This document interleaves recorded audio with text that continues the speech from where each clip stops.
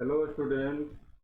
आज हम फिजिक्स का तीसरा वीडियो पढ़ने जा रहे हैं। इससे पहले वाले वीडियो में हम सदिश राशि, अदिश राशि और समय, विस्थापन, दूरी, भार, द्रव्यमान, बल, डेंसिटी, संवेग, वर्क, ऊर्जा, पावर, चाल और वेग, इन सब के बारे में पढ़ चुके हैं और उस पर बेस्ट क्वेश्चन भी कर चुके हैं। तो आप पिछला वीडियो नहीं देखे हैं, सीधा इस वीडियो पर आए तो पहले वो दोनों वीडियो को देख लीजिए, ताकि उसमें सारा थ्योरी क्लियर हो जाएगा। क्योंकि इस वीडियो में हम केवल न्यूमेरिकल क्वेश्चन करेंगे। जब वो क्लियर हो जाएगा तभी इस पर आपको समझ में आएगा। और न्यूमेरिकल बहुत ज़रूरी है, क्योंकि फिजिक्स एक कॉन्सेप्चुअल क्वेश्चन है। जब तक कि हम न्यूमेरिकल नहीं करेंगे तब तक पूरा थ्योरी क्लियर नहीं होता इसमें। तो चलिए शुरू करते हैं अपने पहले क्वेश्चन से। पहला क्वेश्चन हमारा रहेगा ये वाला, एन ऑब्जेक्ट ऑफ दिस। हम सारा इंग्लिश में क्वेश्चन है, लेकिन सब आपको हम हिंदी में इसको मतलब समझा देंगे। और क्योंकि आपके परीक्षा में इंग्लिश और हिंदी दोनों दिया रहेगा, तो आप किसी भी मीडियम में पढ़ते हैं कोई दिक्कत नहीं होगा। इसमें हम पूरा हिंदी बता देंगे आपको। तो an object of 10 kg is moving with a speed of 2 metre per second, the kinetic energy of the object. मतलब कहने का मतलब दिया रहेगा हिंदी में कि एक 10 kg का ऑब्जेक्ट है, वो 2 मीटर पर सेकेंड के चाल से, स्पीड माने चाल से चल रहा है। तो काइनेटिक एनर्जी निकाले। तो काइनेटिक एनर्जी एक दो तरह की एनर्जी हम पढ़ाए थे आपको, एक होता है काइनेटिक एनर्जी, एक होता है पोटेंशियल एनर्जी। तो काइनेटिक एनर्जी का क्या फार्मूला होता था बताए थे पिछले वीडियो में, हम इस वीडियो में बता देते हैं। देखिए, दो तरह की एनर्जी पढ़ाए थे हम। एक तो काइनेटिक एनर्जी, इसको के से डिनोट करते हैं हम लोग, क्योंकि काइनेटिक एनर्जी का हिंदी होता है गतिज ऊर्जा। इसमें गति होता है इसलिए गतिज ऊर्जा, क्योंकि इसमें चाल होता है। हाफ एम का फॉर्मूला होता है हाफ एम वी स्क्वायर। ठीक है।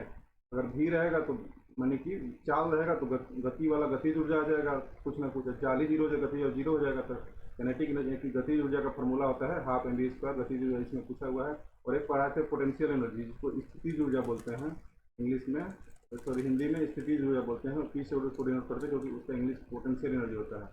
तो उसका होता है formula M G H. M उसका मास होता है, यानी कि उसका द्रव्यमान होगा। जी होता है गुरुत्वाकर्षण त्वरण, जो कि 10 लेते हैं हम लोग। एक हाइट होता है पृथ्वी से उसका कितना दूरी पे कोई भी ऑब्जेक्ट है, जितना ही ऊपर रहेगा उतना ही उसका स्थिति ऊर्जा ज़्यादा रहेगा। तो चलिए निकालते हैं इसका हम लोग गतिज ऊर्जा। हाफ ले लेंगे, सिंपल है फॉर्मूला में, सारा चीज़ पुट कर दीजिए निकल जाएगा। हाफ ले लेंगे, मास इसका दिया हुआ है 10 kg, 10 यहाँ पे मास 10 ले लेंगे। इसका चाल दिया हुआ है दो, दो का स्क्वायर कर देंगे, क्योंकि यहाँ पे भी का स्क्वायर होता है। ठीक है, यहाँ से कट जाएगा, 2 गुना के 4 और 10 गुना के 20, इनसे क्या आ जाएगा 20 आ जाएगा। तो यहाँ पे 20 कैसे निकालें। दूसरा क्वेश्चन है N object of mass 15 kg, यहाँ मास दिया हुआ है, द्रव्यमान दिया हुआ है, मूविंग विथ यूनिफॉर्म वेलोसिटी। देखिए वेलोसिटी तो है, वेग होता है वेलोसिटी। यूनिफॉर्म मतलब कि एक ही चेंज नहीं हो रहा है, इसका वेग चेंज नहीं हो रहा है। 5 है तो हमेशा 5 ही है, तो 5 मीटर पर। यूनिफॉर्म का मतलब होता है यूनिफॉर्मली चल रहा है। अनयूनिफॉर्म माने कि चेंज होता है, यूनिफॉर्म माने चेंज नहीं हो रहा है। तो समान वेलोसिटी हो गया, समान वेलोसिटी से चल रहा है, समान वेग से चल रहा है 5 metre per second. What is the kinetic energy processed by the object. तो ऑब्जेक्ट का स्थितिज ऊर्जा क्या होगा। काइनेटिक एनर्जी माने अस्थितिज ऊर्जा, गति सॉरी गतिज ऊर्जा। ऑब्जेक्ट का गतिज ऊर्जा क्या होगा, तो वही सिंपल वही थी। गतिज ऊर्जा का फॉर्मूला लगाइए। आप गतिज ऊर्जा से कोई भी क्वेश्चन पूछे, गतिज ऊर्जा का फॉर्मूला पे सारा क्वेश्चन ज़्यादा कर सकते हैं। Half M B square, M यहाँ पे पुट करिएगा 15, बी का स्क्वायर 5, 5 का 25 हो जाएगा। 25 में 15 गुणा करके 2 से डिवाइड कर दीजिएगा, आ जाएगा। अब देखिए यहाँ पे थ्रस्ट का साइन पूछा है। थ्रस्ट एक फोर्स होता है, तो फोर्स कोई भी फोर्स रहेगा, फोर्स का यूनिट क्या हो जाएगा, न्यूटन हो जाएगा। इसको याद रखिएगा, थ्रस्ट एक फोर्स हो जाएगा। Symbol of the constant of gravitation, मतलब कि ग्रेविटेशन, यानी कि ग्रेविटेशन होता है, यानी कि जी की बात कर रहे हैं यहाँ पे। गुरुत्वीय जो त्वरण होता है, तो त्वरण निकालने का फॉर्मूला होता है। बताए थे कि जब पृथ्वी से ऊपर जाते हैं तो त्वरण घटने लगता है, और पोल्स पे सबसे ज़्यादा, पृथ्वी में पोल्स पर सबसे ज़्यादा त्वरण होता है। तो इसका मतलब कि ये चेंज हो रहा है, यानी कि इसका फॉर्मूला होता है जिस फार्मूले में वो कांस्टेंट जी आता है। जी, यही जी की बात कर रहे थे। जो सिंबल ऑफ द कांस्टेंट, जो ग्रेविटेशन का कांस्टेंट होता है, उसका सिंबल क्या होता है, तो कैपिटल जी होता है। ये तो गुरुत्वाकर्षण त्वरण है, जो कि चेंज होता है, हाइट के हिसाब से चेंज होता है। ठीक है, जिसका मान 9.8 होता है पृथ्वी पे। थोड़ा बहुत चेंज होते रहता है, एग्जैक्ट 9.8 तो लेते ही हम जब हम लोग न्यूमेरिकल करते हैं, कोई भी क्वेश्चन करते हैं। लेकिन थोड़ा पोल्स पे ज़्यादा रहता है, हाइट जैसे जैसे बढ़ेगा कम होते जाता है। ठीक है। तो ये एक जी के जब जी निकालेंगे छोटा वाला जी, तो एक फार्मूला होता है जी। आप गूगल पे सर्च मार के देख लीजिएगा, तो बड़ा जी आता है उसमें। तो ये कांस्टेंट होता है बड़ा जी। ठीक है, तो ग्रेविटेशन का कांस्टेंट क्या होगा, बड़ा जी याद रखिएगा। What is the external push या पुल अप्लाइड ऑन ए बॉडी, मतलब कि बोल रहा है कि बॉडी पे हम एक्सटर्नली कोई या तो ढकेलते हैं या तो खींचते हैं अपने को, तो उसको क्या बोलेंगे, उसको फोर्स ही बोलेंगे। ढकेलेंगे या खींचेंगे तो उसको क्या बोला जाएगा, फोर्स बोलेंगे। यानी कि हम लोग बल अप्लाई कर रहे हैं उस पर, खींचेंगे तभी बल अप्लाई कर रहे हैं और ढकेलेंगे तभी बल भी अप्लाई कर रहे हैं। यहाँ पे बल आंसर हो जाएगा। अब ये दिया हुआ कि 100 kg द्रव्यमान वाली एक वस्तु 6 सेकंड में 5 मीटर पर सेकंड से 17 मीटर, देखिए एस का -1 लिखा है लेकिन एस नीचे रहा होगा तो मीटर पर सेकंड इसको बोलते हैं। 17 मीटर पर सेकंड के वेग से एक समान रूप से त्वरित किया जाता है। वस्तु पर लगाया गया बल का परिमाण, यानी कि बल का परिमाण पूछ रहा है, ठीक है, यानी कि बल के बारे में पूछ रहा है, तो बल कितना न्यूटन होगा। देखिए क्या क्या दिया, पहले तो बल का फॉर्मूला देखिए क्या होता है। एफ कैसे निकालते हैं, एफ का फॉर्मूला बताए होंगे, एफ बराबर होता है एम में। एम होता है किसी भी वस्तु का द्रव्यमान, ए होता है उसका त्वरण, ठीक है। इसमें द्रव्यमान तो दिया है लेकिन त्वरण नहीं दिया है, तो त्वरण आपको निकालना पड़ेगा, ठीक है। तो त्वरण का फॉर्मूला क्या बताएं, त्वरण क्या करता है, वेलोसिटी में चेंज करता है। तो वेलोसिटी में चेंज होता है, इनकी फाइनल वेलोसिटी जिसको v2 से मान लेते डिनोट करते हैं, माइनस इनिशियल वेलोसिटी, इसको v1 से ज़्यादातर u होता है इनिशियल वेलोसिटी, फाइनल से v होता है, v2 माइनस v1/t। वेलोसिटी में कितना चेंज हुआ उसमें टाइम से डिवाइड कर देते हैं, तो वही तो त्वरण होता है। यहाँ से देखिए वेलोसिटी में चेंज दिया हुआ है, इनकी 5 से 17 हो गया, तो 17 - 5 कितना चेंज हुआ, 17 में से 5 घटाएंगे तभी तो पता चलेगा कितना चेंज हुआ। 17 में से 5 कितना टाइम में चेंज हुआ, 6 सेकंड में चेंज हुआ, तो 6 से डिवाइड कर देंगे, टाइम से डिवाइड करना है तो त्वरण निकल जाएगा। यहाँ पे 17 में से 5 घटाएंगे कितना आएगा, 12 आएगा, 12 में से 6 डिवाइड कर देंगे तो कितना आ जाएगा, 2 आ जाएगा। यानी कि त्वरण कितना आ गया, 2 आ गया। तो इसमें पुट कर दीजिए 100 kg इसका द्रव्यमान है, द्रव्यमान में एक्सेलरेशन से गुणा कर देंगे 2 से, कितना आ जाएगा, 200 आ जाएगा, 200 आ जाएगा, 200 न्यूटन हो जाएगा, ठीक है। इस तरह से देखिए एक चीज़ और देखिए, पिछले वीडियो में बताए थे कि एक्सेलरेशन का फॉर्मूला तो ये है, एक्सेलरेशन वेलोसिटी को चेंज करते हैं तो बढ़ाता है घटाता है, और कैसे निकालते हैं, v2 - v1 डिवाइडेड कर देते हैं t से, ठीक है, त्वरण के बारे में।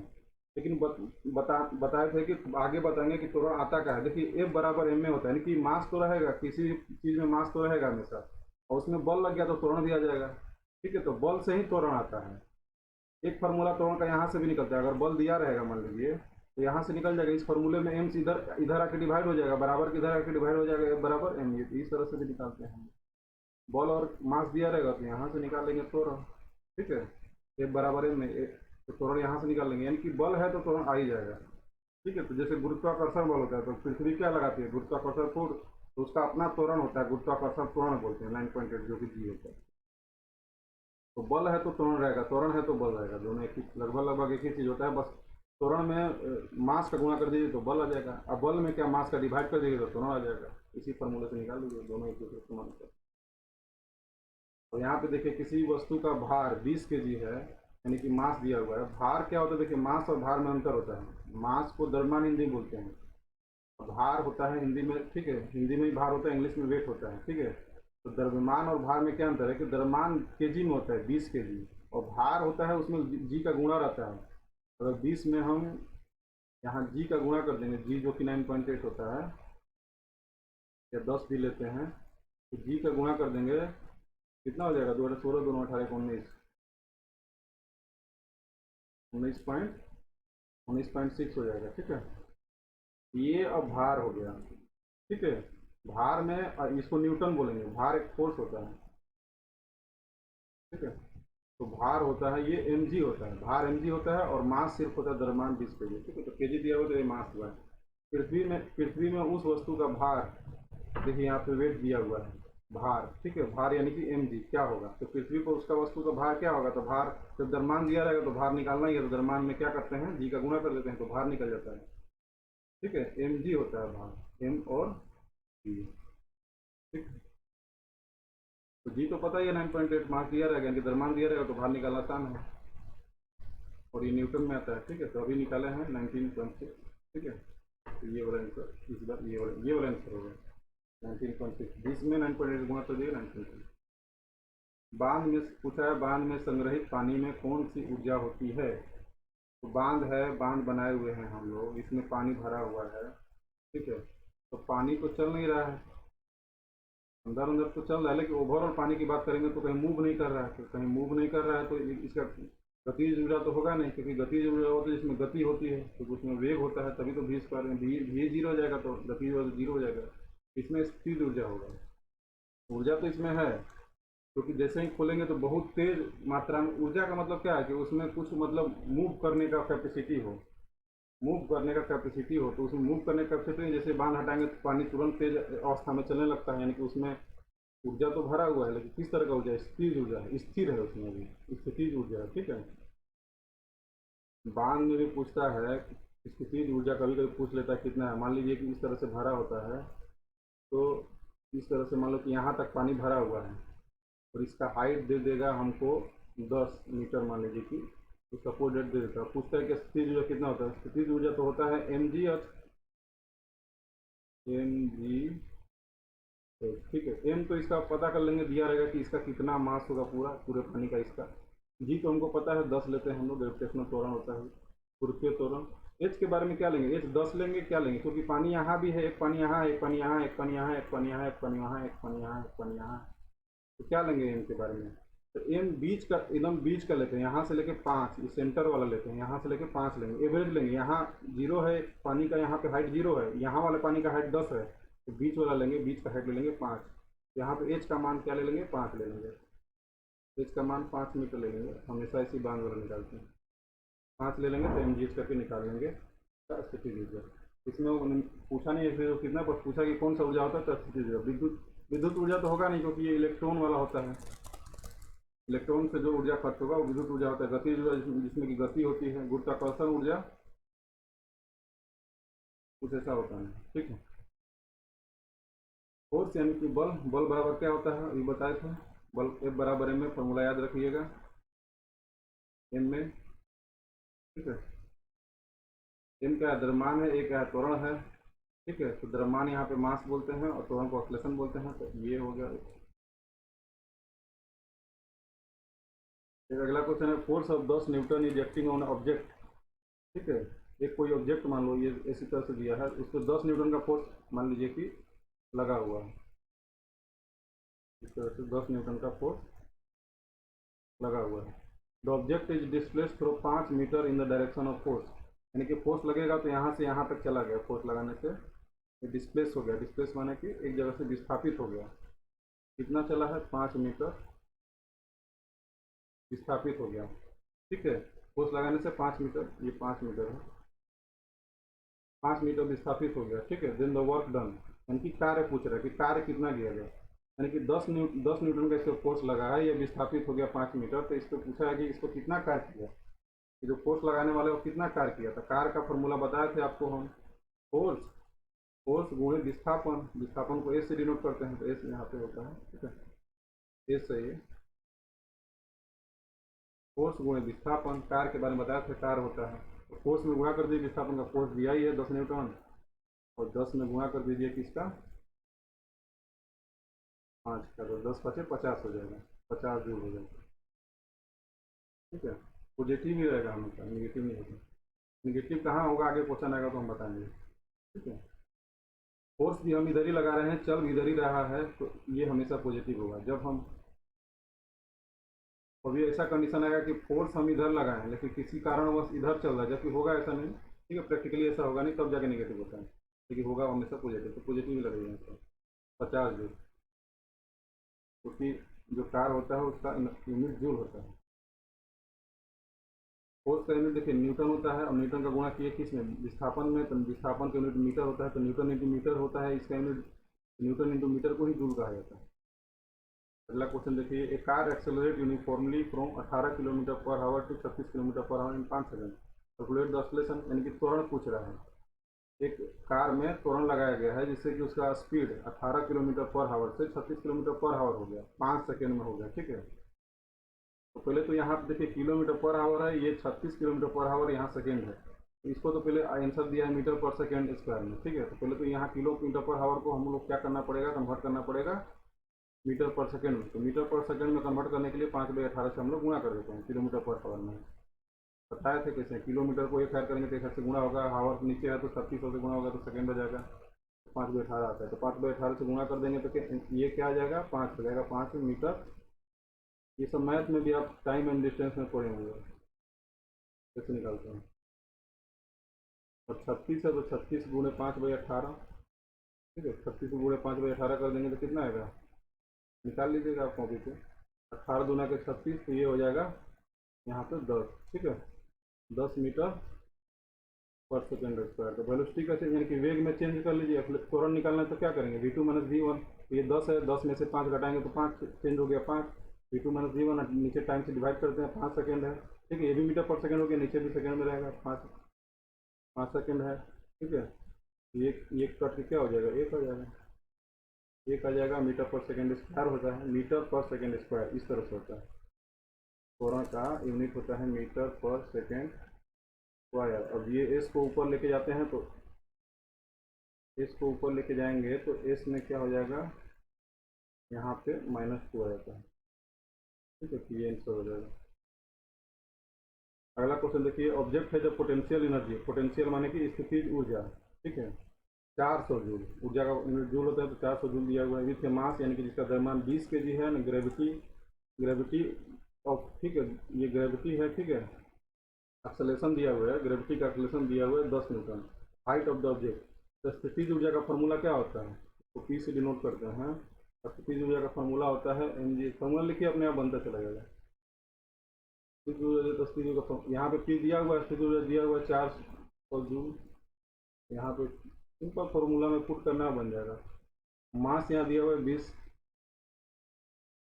ये त्वरण दिया हुआ है, ठीक है, 10, ग्रेविटी का त्वरण दिया हुआ है 10। नहीं भी दिया रहता तो 10 लेते ही हम लोग। और हाइट निकालना है तो यहाँ पे हाइट निकाल लेंगे, ऐसे रखेंगे खाली, ठीक है। तो इन 20 और गुणे 10 को नीचे ले जाएंगे तो कट फूट जाएगा। यहाँ से एक जीरो इधर कट रहा है और ये एक जीरो इधर कट रहा है, और ये 10 है तो 2 दूना के 4 यानी कि 2 मीटर आ जाएगा नीचे।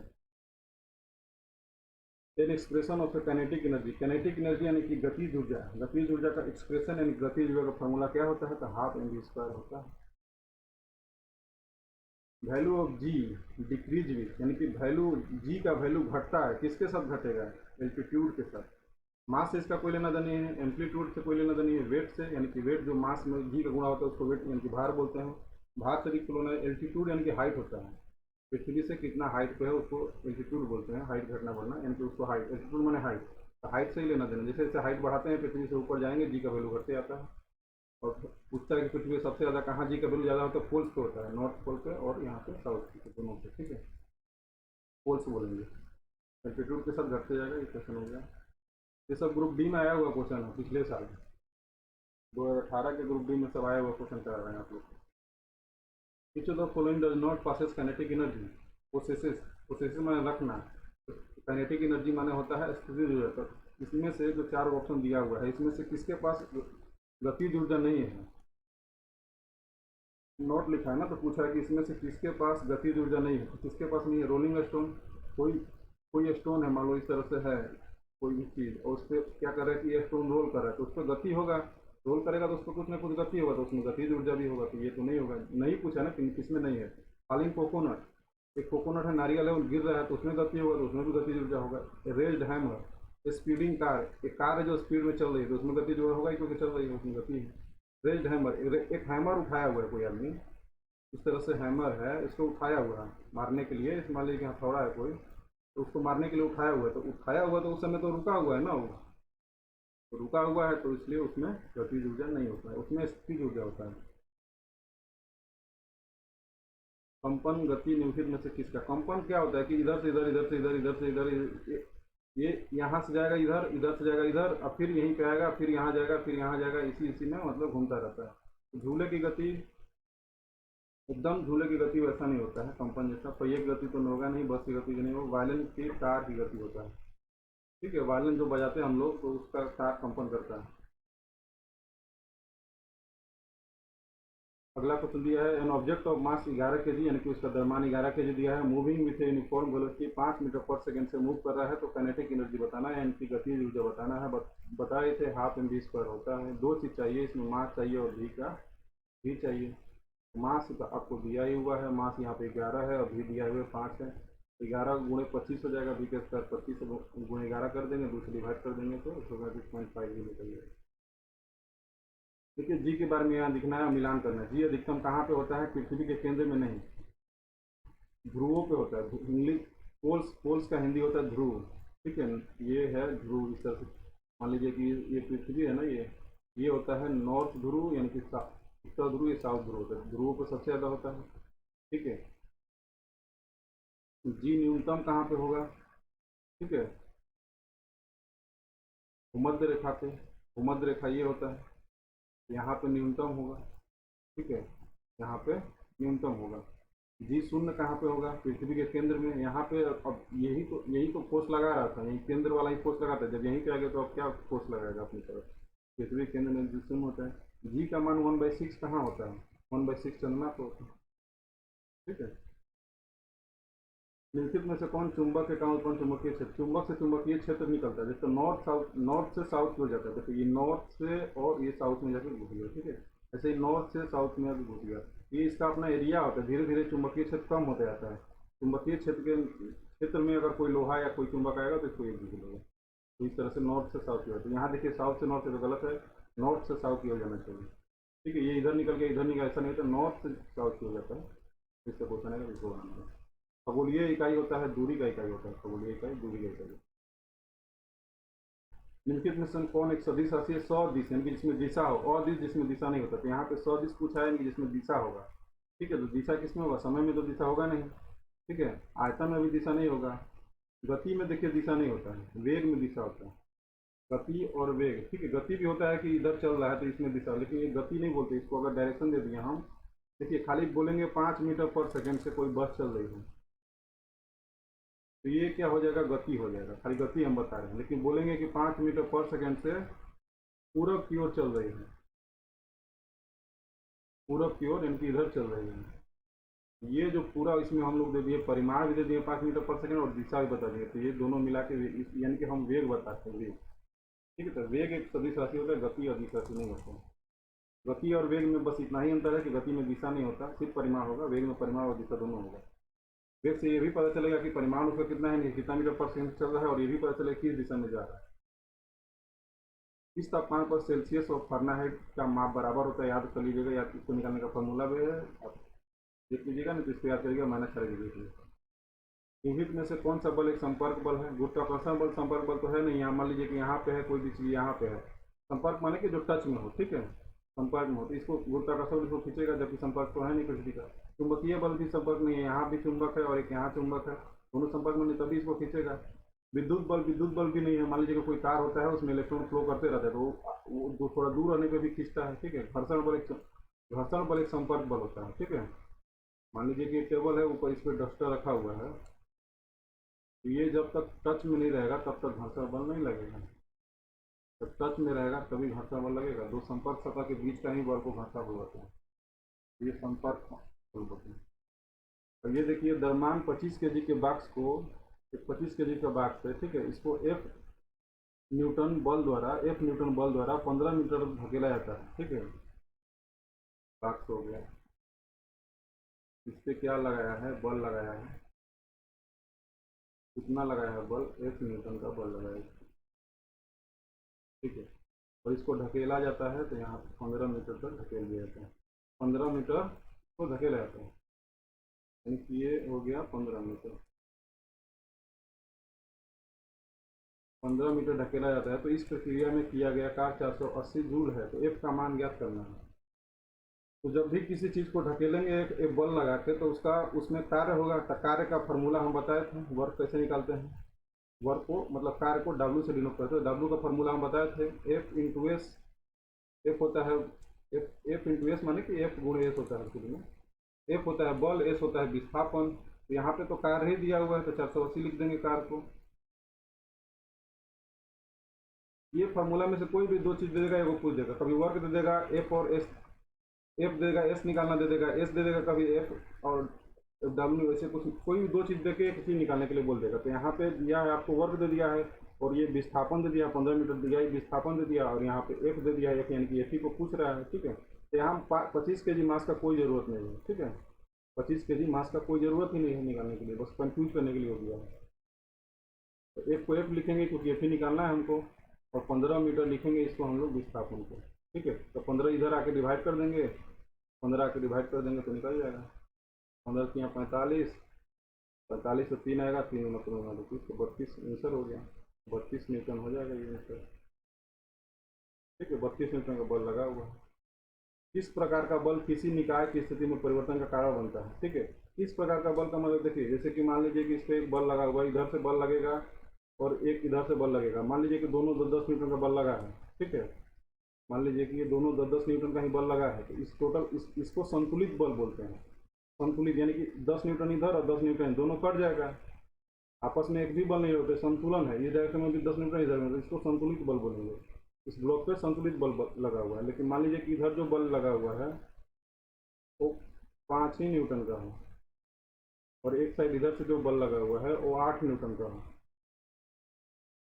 क्या होगा, ओवरऑल इधर वाला बल ज़्यादा हो गया 3 न्यूटन, तो इसको असंतुलित बल लगा हुआ। तो असंतुलित बल ही तो ढकेलेगा, संतुलित बल रहेगा तो इधर भी मूव नहीं करेगा, ना तो इधर जाएगा ब्लॉक ना तो इधर जाएगा। इसमें जाएगा क्योंकि ये 3 वाला इधर, ओवरऑल बल इधर हो गया 3 न्यूटन, ये 3 न्यूटन ओवरऑल बल हो गया क्योंकि 8 ज़्यादा है इधर, 8 में 5 घटाएंगे 3 न्यूटन ओवरऑल बल इधर हो गया। बताए थे कैसे होता है ये, तो इधर मूव करेगा इसका मतलब, यानी कि असंतुलित बल ही परिवर्तन करता है। ये अभी इसके स्थिति में कोई परिवर्तन नहीं होगा, लेकिन इसके स्थिति में परिवर्तन होगा क्योंकि यहाँ असंतुलित बल लगा हुआ है। वही पूछा किस प्रकार का बल किसी निकाय की स्थिति में परिवर्तन कारण बनता है, असंतुलित बल ही, क्योंकि असंतुलित रहेगा, संतुलित रहेगा तो फिर उसके में परिवर्तन होगा ही नहीं। अब बल ही परिवर्तन लाता है, द्रव्यमान से कोई मतलब नहीं, गुरुत्वाकर्षण मतलब।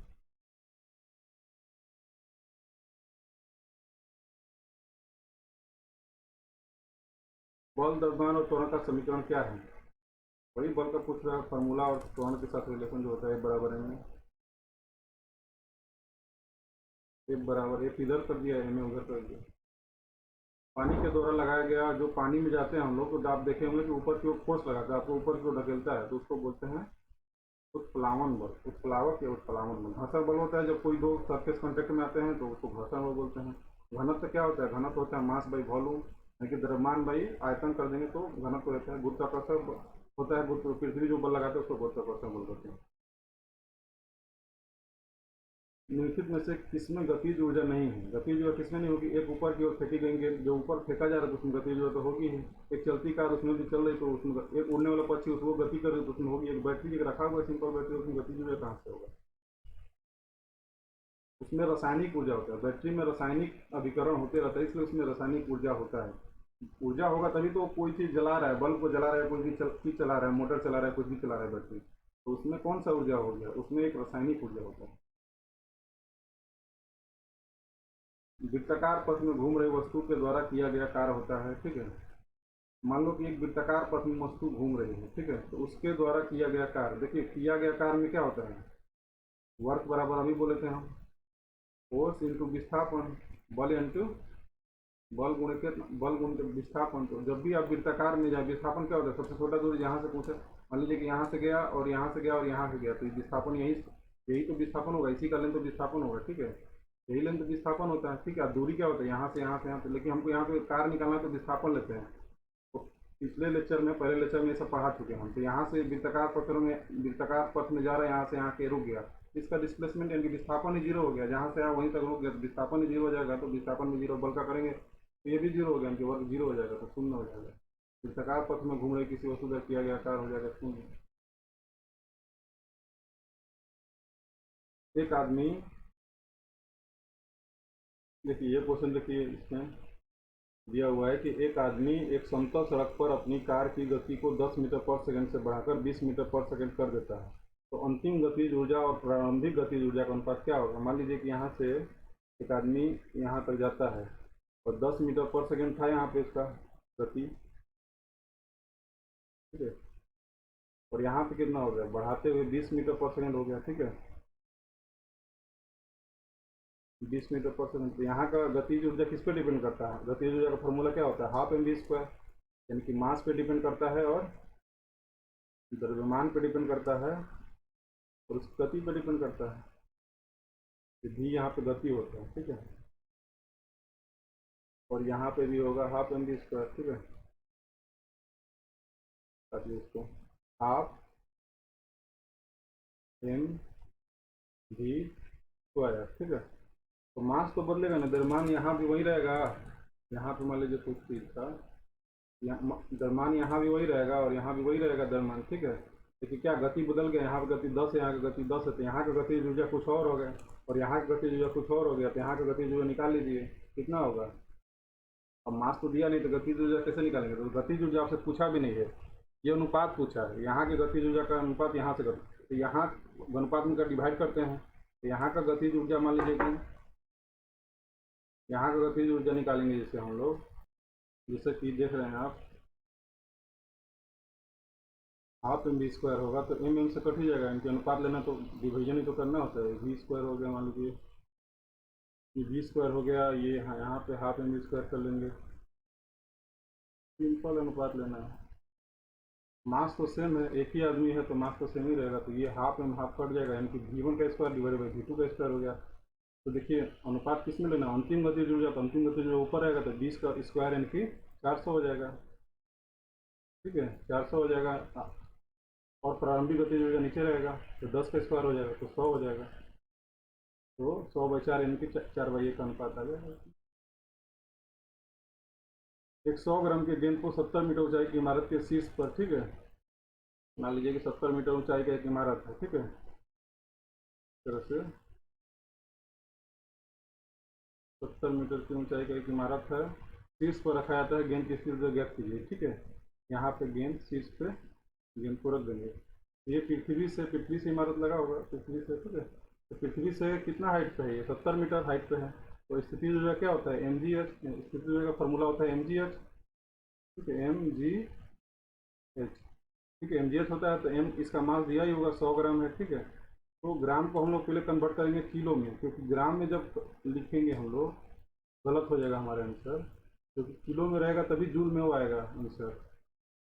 ये SI लेना है, ऐसा CGS होता है, CGS यूनिट ग्राम होता है, SI यूनिट एक है, तो हर चीज़ SI लेना है हमें। तो हम एक है का डिवीजन हम कर दिए तो क्या आया, ये केजी में हो गया, और जी क्या होता है यहाँ पे ग्राम से केजी हो गया था, और जी क्या होता है 10 लेते हैं, और हाइट हमारा दिया हुआ है 70 में, ठीक है तो हाइट मीटर में दिया गया है, मीटर में लेना भी है, ठीक है यूनिट ध्यान रखिएगा, सब कुछ SI यूनिट में लेना है, ये मीटर में हो गया, ये तो मीटर परसेंट इसका होता है ये 10 में, फिर 100 ग्राम दिया तो एक से डिवाइड कर दिए तो केजी में हो गया। अब ये 10 से एक जीरो यहाँ पे कट जाएगा, और ये 2 जीरो यहाँ से कट जाएगा, बचा 70, तो 70 हो जाएगा जूल में चला जाएगा।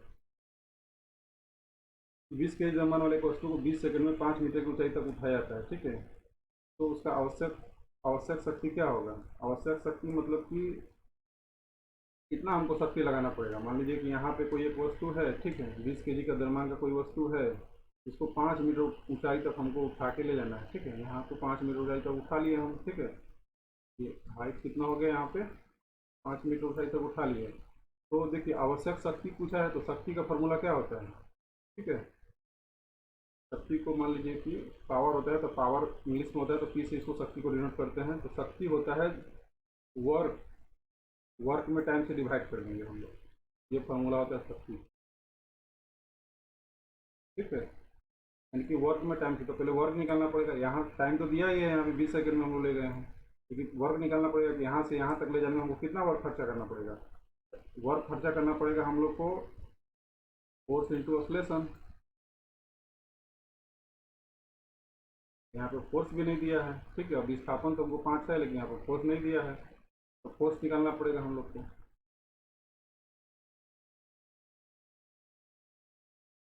फोर्स होता है m में, इस तरह की चीज़ों में मास तो दिया ही है 20 केजी, और एक्सेलरेशन हम 10 लेंगे, क्योंकि 10 यहाँ पे जब ले जा रहे हैं तो हमारे अगेंस्ट गुरुत्वाकर्षण बल लगता है, तो गुरुत्वाकर्षण का एक्सेलरेशन 10 होता है। एक्चुअली में कुछ नहीं करना होता है, यहाँ से यहाँ तक ले गए तो जो भी इसका इसमें देखिए, इसमें शुरू में इसमें स्थितिज ऊर्जा क्या थी, ठीक है ये एम ए हो गया, फोर्स निकल गया, उसमें इसमें डिस्प्लेसमेंट यानी कि जो कि विस्थापन है 5 मीटर से गुणा कर देंगे, तो ये हमारा आ जाएगा वर्क, ये mgh हो गया, एम ये हो गया, जी हो गया, एच हो गया, तो mgh के बराबर ही तो आया है। यहाँ पे जो इसका स्थितिज ऊर्जा क्या होगा, mgh होगा। देखिए यहाँ पे इसका स्थितिज ऊर्जा कुछ भी नहीं था, जीरो था, क्योंकि एच जीरो था, यहाँ पे कुछ आ गया स्थितिज ऊर्जा, यहाँ तक उठाए तो इसके पास जो स्थितिज ऊर्जा आ गया कहाँ से आया, हमने दिया है, वो हमने जो अपना ऊर्जा खर्च किया। देखिए ऊर्जा क्या होता है, ना तो ट्रांसफर होता है, ना तो क्रिएट होता है, एक जगह से दूसरी जगह परिवर्तन होता है। देखिए जैसे मास के साथ होता है, ये एक मास है, कोई बोल ये 2 टुकड़ा में बढ़ गया मान लो किस तरह से, तो एक टुकड़ा इधर हो गया और एक टुकड़ा इधर हो गया, तो ई मास जो होगा, ये दोनों जुड़ने के बाद मास होगा, बराबर ही होगा दोनों का मास का, ठीक है। तो मास को नया चीज़ तो आता नहीं है, एक जगह से दूसरी जगह हो जाता है, ठीक उसी तरह से ऊर्जा होता है। ये ऊर्जा जो यहाँ से इसके पास स्थितिज ऊर्जा आ गया, वो कहाँ से है? जो हमने ऊर्जा खर्चा किया है। तो ये पावर निकालना है तो हमारा ऊर्जा निकालना है, तो हमारा ऊर्जा इसमें चला गया है, तो इसमें जो ऊर्जा आ गया है वही तो हमारा ऊर्जा है। जो इसमें ऊर्जा होगा, हमने उतना ही ऊर्जा खर्चा किया होगा, तो इसमें कितना ऊर्जा आया है? वो स्थितिज ऊर्जा होगा, क्योंकि इसमें तो गति हो नहीं, तो गतिज ऊर्जा होगा नहीं, ये स्थितिज ऊर्जा होगा। तो ये स्थितिज ऊर्जा mgh के बराबर होगा। तो यहाँ पे mgh के बराबर होगा, तो मास तो दिया ही है 20 हो जाएगा, और 10 लेते हैं, और ये हाइट दिया ही है 5, तो ये अपना ऊर्जा हो जाएगा, इसका mgh हो जाएगा। तो 20×5 = 100, और ये कितना हो जाएगा? 1000 हो जाएगा, ठीक है, 1000 जूल हो जाएगा। ये हमने ऊर्जा खर्चा किया, इसमें स्थितिज ऊर्जा आ गया, तो हमारा खर्चा किया वो ऊर्जा भी 1000 जूल होगा। अब हमने इतना खर्चा किया कितने सेकंड में? टाइम से डिवाइड कर देंगे, पावर निकालना है तो टाइम से डिवाइड करते हैं ऊर्जा में, कार्य में मतलब, ठीक है।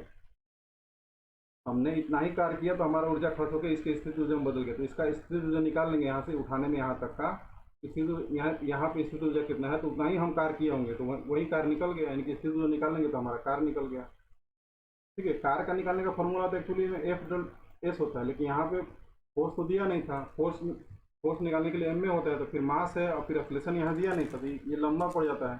तो एक फिजिक्स का फॉर्मूला मतलब कि कॉन्सेप्ट होता है कि जो हमने यहाँ से यहाँ पे हमने कार्य किया है वो इसके स्थितिज ऊर्जा में आ गया, इसमें कोई यहाँ पे था तो इसका कोई ऊर्जा नहीं था, यहाँ पे आ गया तो स्थितिज ऊर्जा आ गया। तो हमने जो कार्य किया, हमने जो अपना ऊर्जा खत्म किया, ये इसमें आ गया है, इसका स्थितिज ऊर्जा निकाल लेंगे तो वो हमारा ही कार्य हो जाएगा। इसका स्थितिज ऊर्जा निकाल लिए mgh से, तो हमारा कार्य आ गया। अब कार्य में हम अपने टाइम से डिवाइड कर देंगे, ठीक है, 20 से डिवाइड कर देंगे यहाँ पे, तो ये ऐसे कर जाएगा, तो ये है 2 है, तो ये हो जाएगा 50, ठीक है, तो 50 वाट आ जाएगा।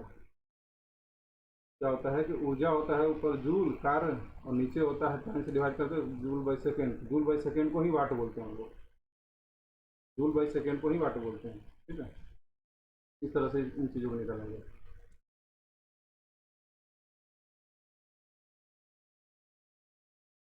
लेकिन मान लीजिए कि इस तरह से पूछता कि यहाँ पे कोई चीज़ है और यहाँ फोर्स लगा के हम यहाँ से यहाँ तक ले गए, तो इसमें तो स्थितिज ऊर्जा नहीं आया ना, यहाँ भी इसका हाइट 0 है, पृथ्वी पर ये भी इसका हाइट 0 ही है, तो इसमें डिस्प्लेसमेंट दिया रहेगा और फोर्स दिया रहेगा, तो फोर्स में डिस्प्लेसमेंट से गुणा कर देंगे, क्या आ जाएगा? वर्क आ जाएगा हमारा, सिंपल है। और यहाँ वर्क के लिए फोर्स नहीं दिया था, यहाँ स्थितिज ऊर्जा से निकालने की, जो स्थितिज ऊर्जा वही कार्य किए होंगे, तो स्थितिज ऊर्जा निकाली mgh, क्योंकि उसमें ऊपर ले गए थे।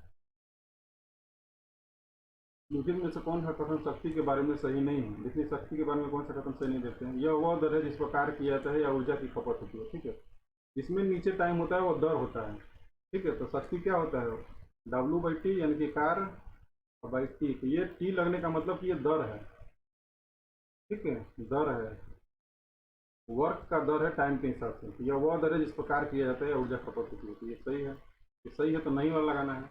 यह एक अदिश मात्रा है, वर्क भी एक अदिश मात्रा है, इसका भी कोई दिशा नहीं होता, तो पावर भी एक अदिश मात्रा होगा, टाइम भी अदिश मात्रा ही है, तो अदिश में अदिश डिवाइड करेंगे तो अदिश ही होगा, तो ये भी एक अदिश मात्रा है। पावर का कोई वो नहीं होता, दिशा नहीं होता है। एक अश्व शक्ति बराबर 746 किलोवाट होता है, इसको याद रखिएगा, ठीक है। हॉर्स पावर होता है 1 HP, हॉर्स पावर यानी कि अश्व शक्ति। जब कार्य किया तो उतनी ही मात्रा में ऊर्जा की खपत होती है, ठीक है। हाँ,